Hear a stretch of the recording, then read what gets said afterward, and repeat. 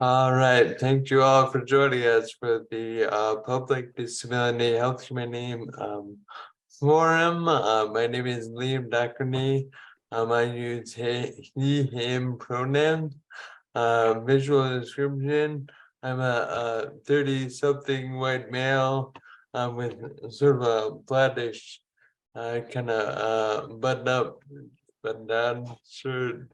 And it's great to hear you and to have you here. I have the access and functional needs coordinator at PDPH, the Department of Public Health.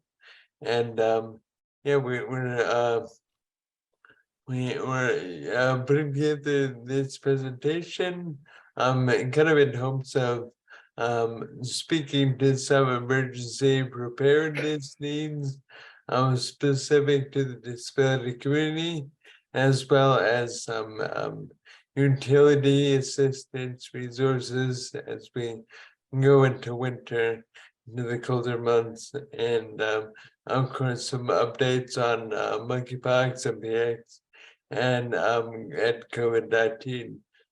So I'm going to turn it over to Amy, who chairs the mayor's office, for some remarks, and we can get started. Sure. Thank you, Liam. I'm Amy Nieves. I'm the Executive Director for the Mayor's Office for People with Disabilities. I use she, her pronouns. I'm a fair-skinned female with blonde hair and black glasses and a beige and black polka dot top with a big bow on it. So I'm here today with Liam. The Department of Public Health and our office in the Mayor's Office have been co-hosting these forums for about a year now. I think actually this might be our 1-year anniversary of this platform, which was brought together to really make sure that the disability community had access to public health officials, updates, and information related to public health. And so it's been a great place for us to learn what's happening in our community, but also hear from community members who have feedback on those initiatives and programs and where gaps might still remain so that we can address them. So happy to be here with the Department of Public Health and the Mayor's Office. Thank you.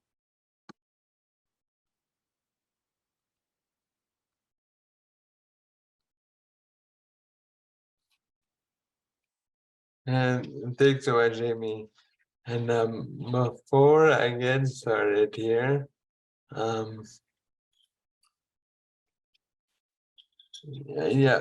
two things. I want to thank everyone for coming to the meeting. We did have to postpone from earlier this month because of some accessibility challenges. I apologize for that. But thank you for coming this morning. And a recording of this video will also be on the PDPH YouTube channel. So it will be recorded for posterity. But also I do want to note that and there are a lot of links in this PowerPoint to useful information and resources on the topics that we cover. So the links will be on the PowerPoint, and you would need the PowerPoint to access them. So I will be sure to circulate the PowerPoint to all of the attendees today, and also the PowerPoint will be on the PDPH website. That will be linked in our YouTube description, our YouTube notes. So everything can be accessed through the PDPH website, and that link will be available to everyone. So keep that in mind as we kind of go through some of the embedded links. And I'm gonna get started in one moment. Excuse me.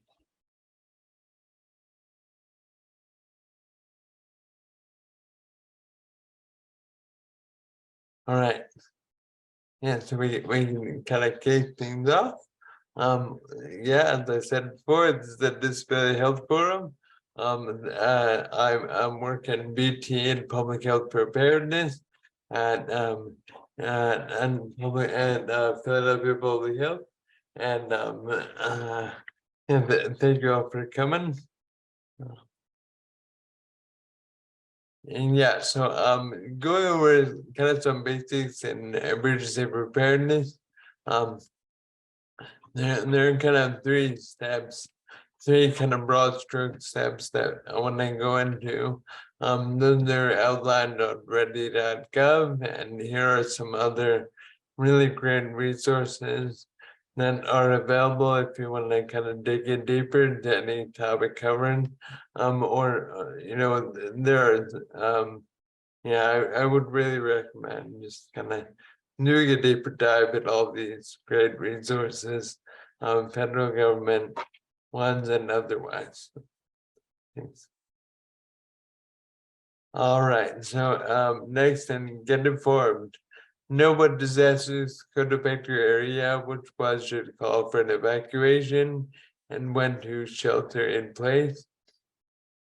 And we'll kind of go into specifics on that.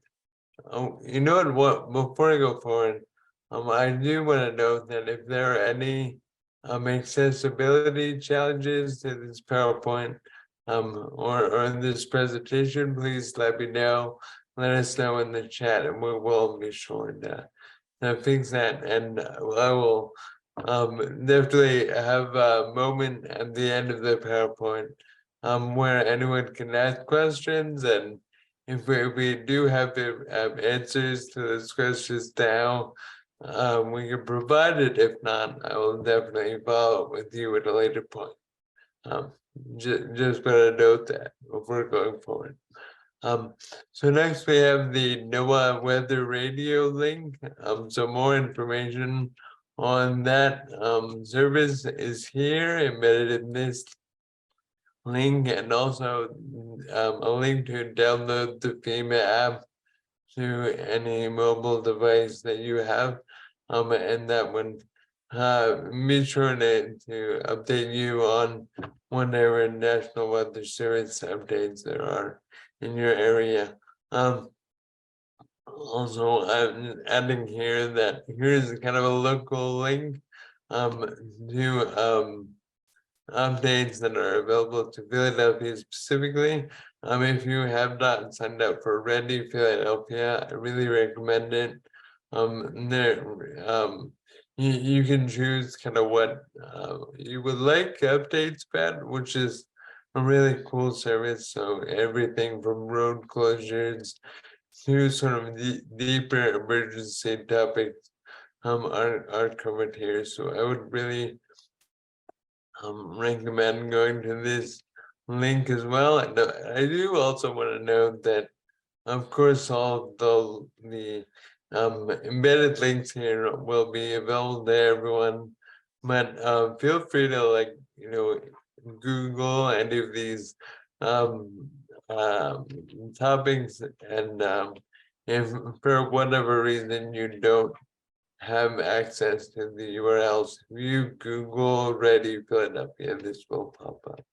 But as said before, the embedded link should also be present.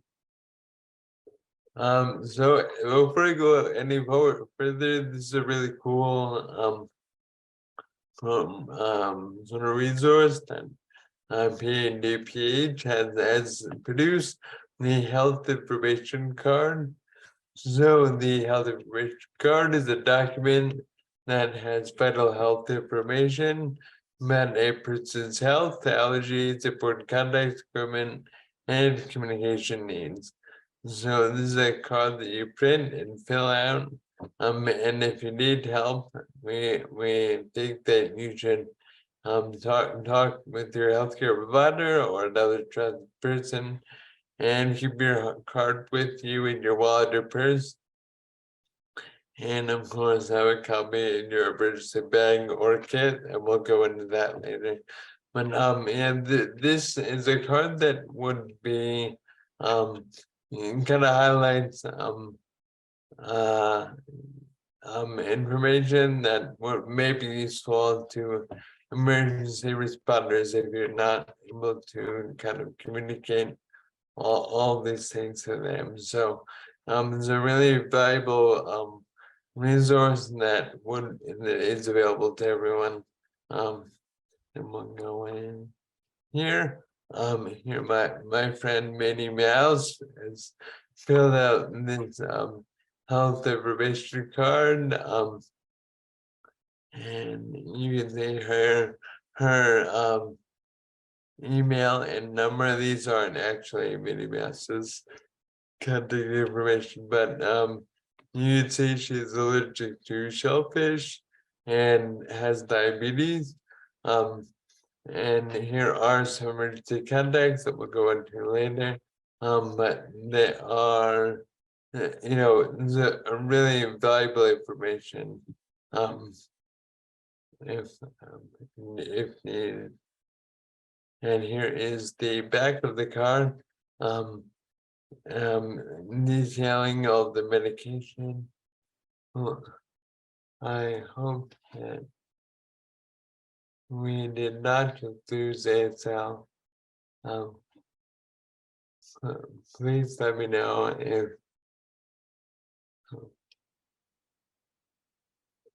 there's any barriers there. I am not seeing the ASL on my end.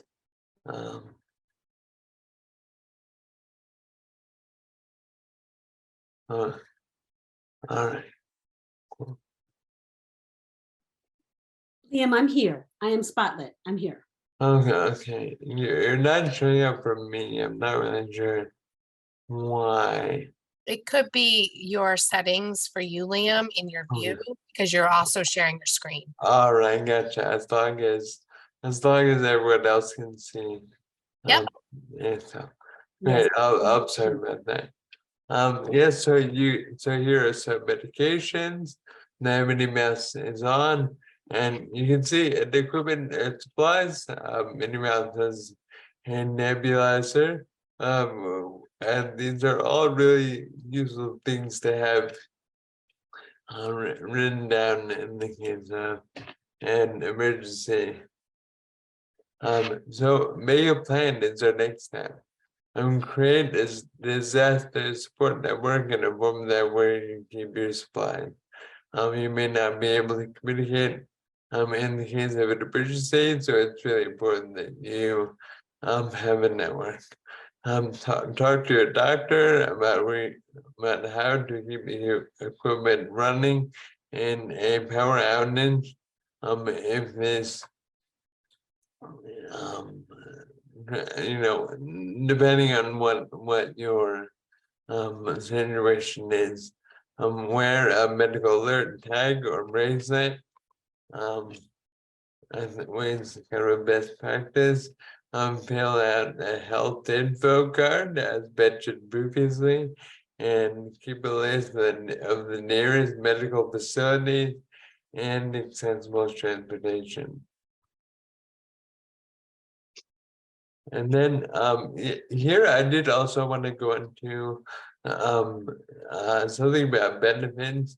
Some people do get physical checks for Social Security benefits. And this may be a problem in the case of an emergency, so it's really important that federal and state benefits can be processed electronically. Through direct deposit into your checking or savings account, or direct express, which is a service that I believe brokered through FEMA, or not FEMA, but the government. That is a safe and easy way alternative to paper checks. So I wouldn't really recommend going through either of these services if you have physical checks right now. So lastly, kind of the big bucket here is to build a kit.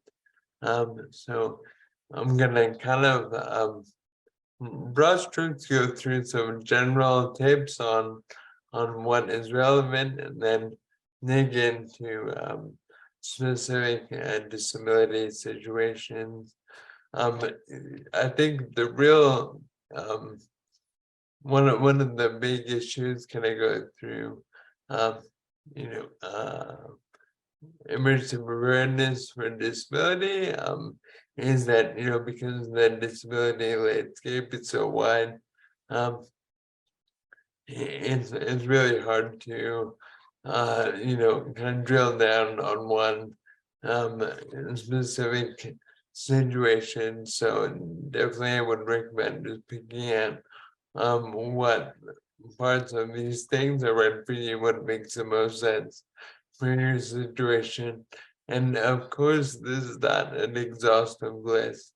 I really recommend going through the resources at the top of the presentation for a more comprehensive strategy.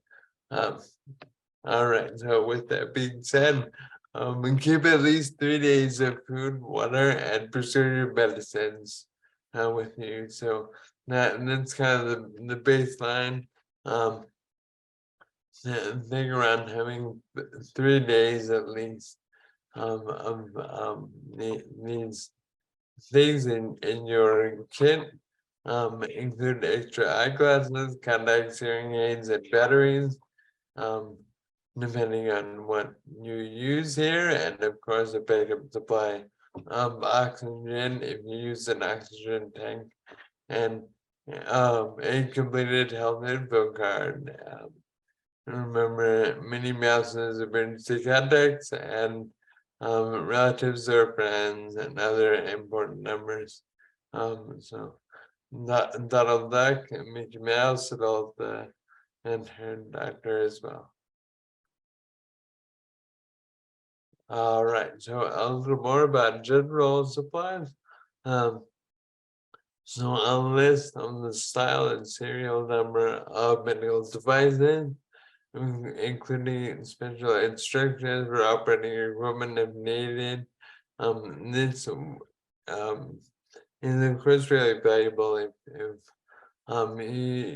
your medical devices are not very intuitive to use and assemble.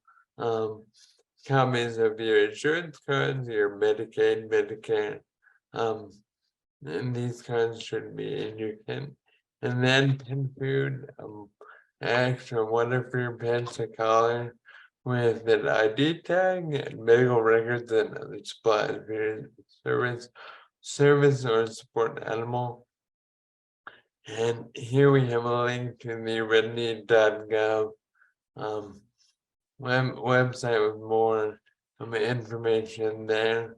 And you know, I think you know, pets and service or support animals are often not thought about when building an emergency preparedness kit. So I really rely kind of thinking through their needs as sort of part of your wider strategy. So here we have kind of I have 4 sort of excuse me, 4 categories for going into sort of thinking about your specific emergency preparedness tips. So first, for people with mobility disabilities, so a backup manual share for power chair users if you're able to use a manual share. They are more reliable in the case of a power outage, so I'd really recommend power chair users think along these lines.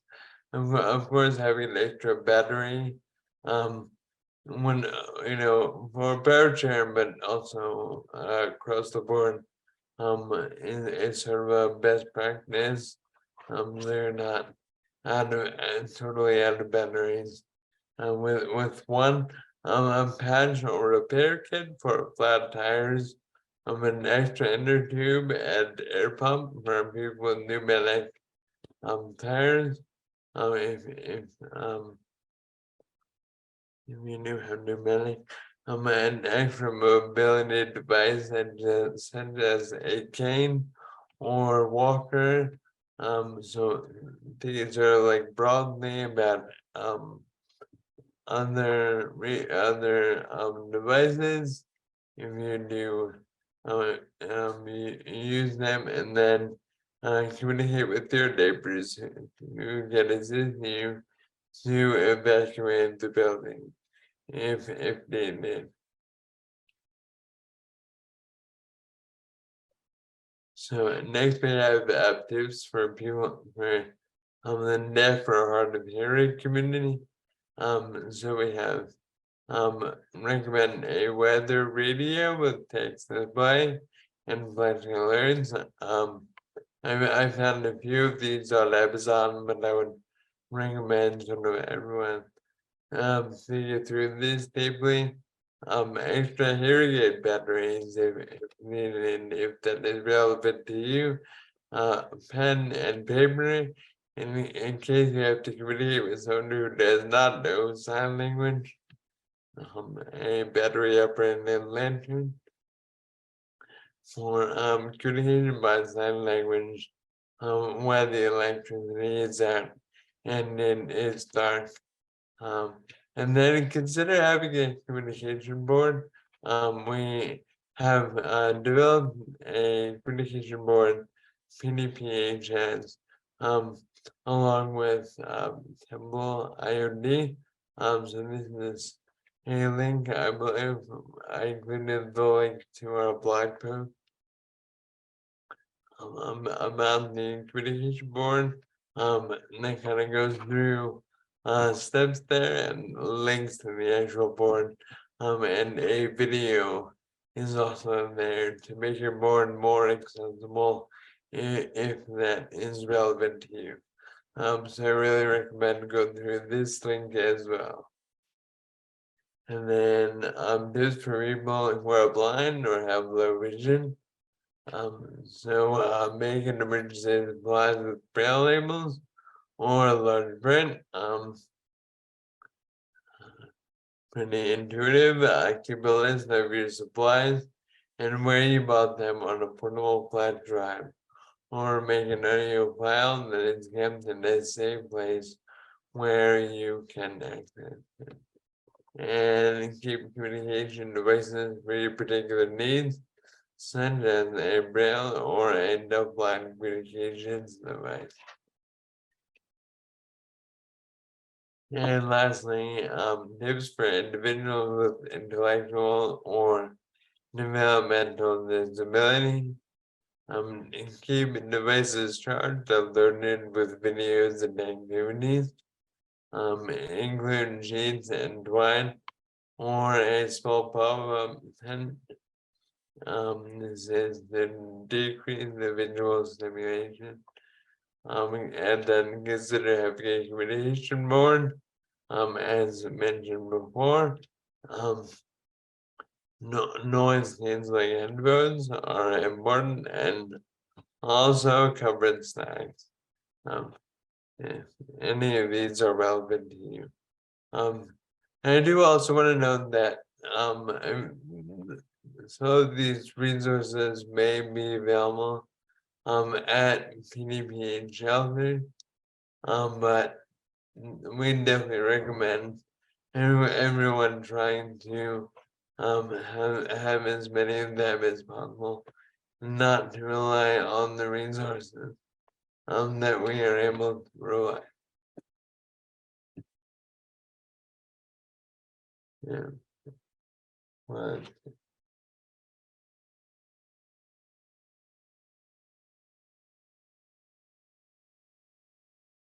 excuse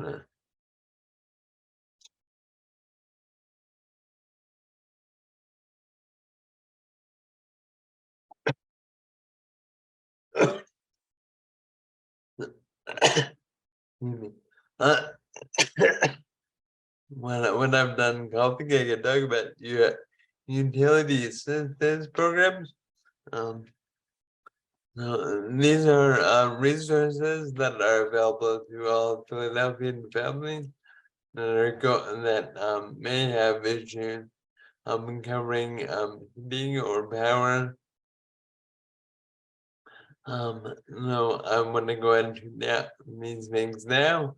As we get into winter, some resources that are available. So PGW, they both have a CARES program. So information on that and the number here. And PGO also has the CARES program. Please click through or call this number, whichever is more accessible to you. But these could be really important as we get into winter. And they are really available. Both are tend to be sort of temporary. But I would really recommend reaching out if for whatever reason they can be helpful. So a little bit about the low income home energy assistance program. And helps families living on low incomes pay their heating bills in the form of a cash grant. Households in immediate danger of being without heat can also qualify for a crisis grant, which do not have to be repaid. So these one-time grants of $500 to $1,500 are based on your household size, income, and fuel type. So more information on the low-income home energy assistance program is here. And last time with utility assistance, I want to go into benefiting. So a colleague recommended this at BDPH, and I did some booking around. And it's a really neat service that is actually offered by the city, and yeah, they offer free one-on-one help to enroll in Philadelphia residents in public benefit programs, such as prescription drugs, health insurance, food, heat and other utilities, and disability benefits. And benefiting counselor can fill out public benefit applications with you and follow up on the status of your application. For more information, like here, and then I am gonna rest my voice for a minute and turn it over to Bethany, who will give updates on Bucky Box in Philadelphia. Hello, everyone. My name is Bethany Harding. My pronouns are she, her. I am a white woman with short, dark hair in my 30s, wearing a dark blue sweater. My position is Special Projects Coordinator with in the program of Public Health Preparedness. And in this position, I work with a lot of the data that is gathered during outbreak responses, as well as some access and functional needs coordination for our vaccination clinics. In the next few slides, I'm going to be reviewing the current status of both the monkeypox outbreak as well as the current rate of COVID-19 infections in Philadelphia. So currently, as of October 26, there were 532 total cases that had been reported in Philadelphia of monkeypox. On this slide, there are two graphs, one graph or two, one graph and one table. The table has the breakdown of these monkeypox cases by gender, with 76% of the cases occurring among cisgender male people. The graph, the bar graph, shows the increase of cases starting in June of 2022 and increasing sharply until the peak cases in the week of July 31st, where there were 74 cases reported, and then declining fairly rapidly to our current point in time, with the last final number of cases reported of 8 in a week in the beginning of October. The last 2 weeks, those numbers are still being finalized, but are also much lower. So the rate of infections for monkeypox have slowed significantly, both across the country and in Philadelphia. It is not clear right now whether this is because of vaccination rates, because of messaging and people adjusting their behavior to stay safe, or simply because the viral spread is slowing down.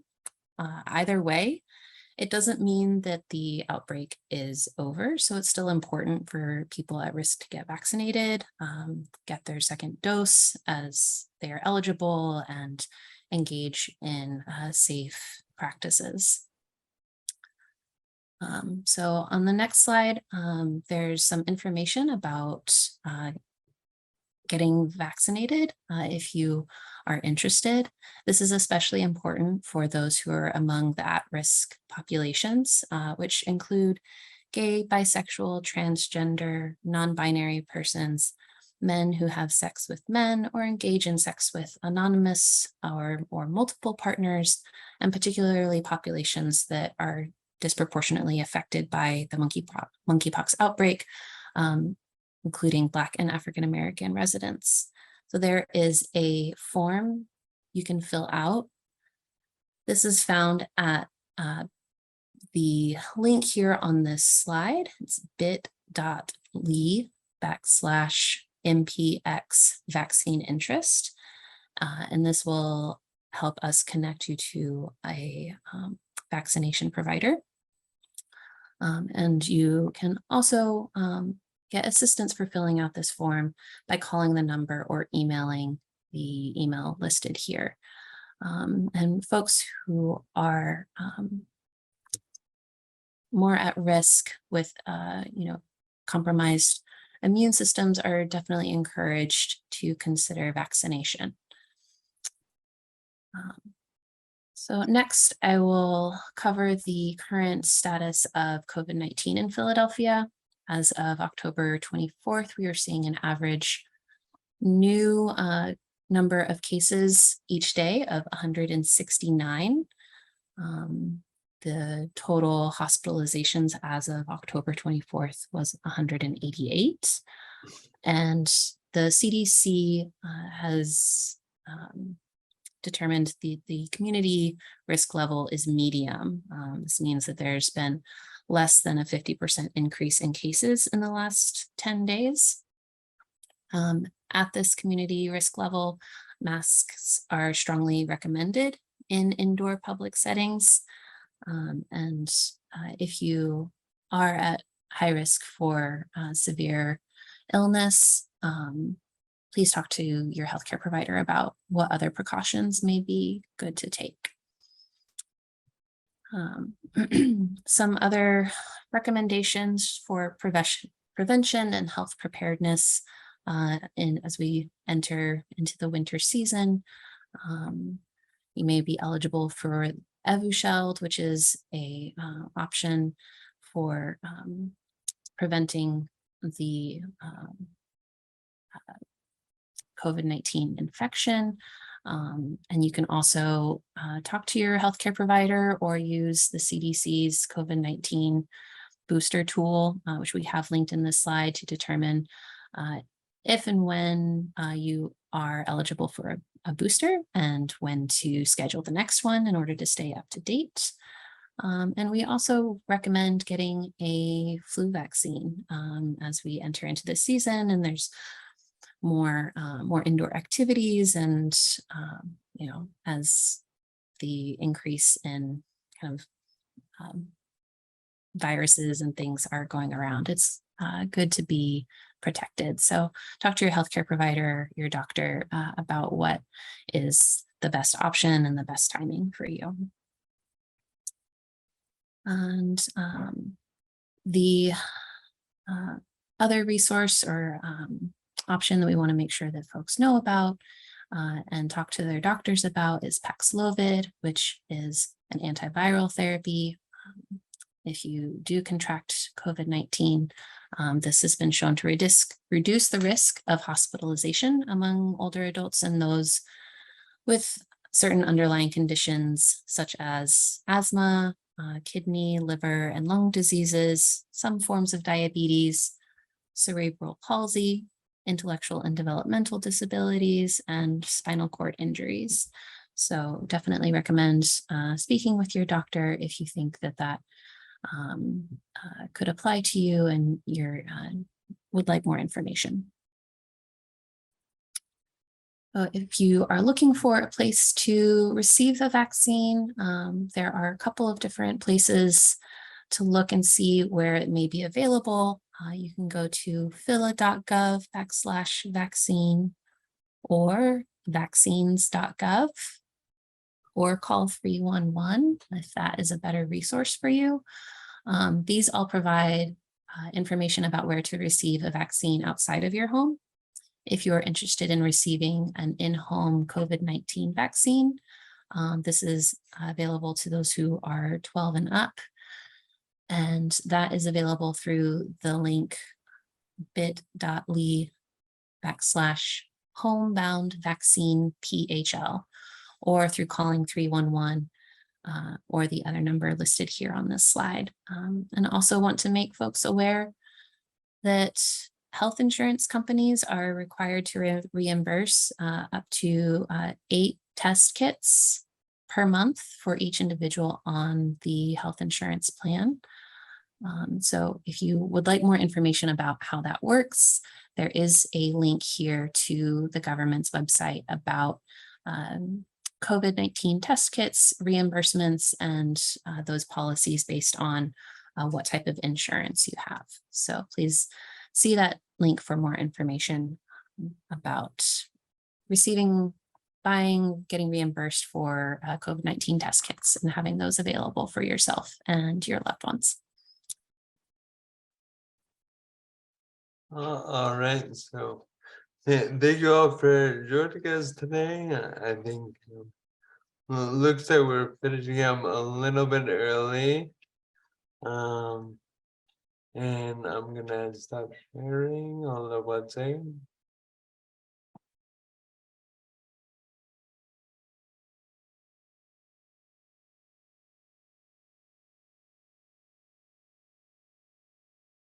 All right. Yep. Thank you for joining us. As we had mentioned, although the embedded links will be available in the PowerPoint, then I will share with everyone who has registered today, as well as on our PDPH page. So make sure to put that very soon. And I do also want to note from Bethany's presentation that the want to sort of underscore that the bivalent booster will be available through the HOBAD program.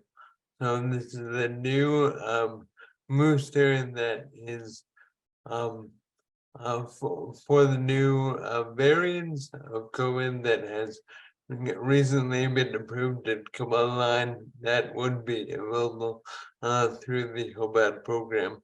So it's a really great resource that the disability community specifically can take advantage of, as well as all the ever shall add tax event are really important things as well. So thank you, Bethany, and thank you all for joining us. And I'm gonna stop recording.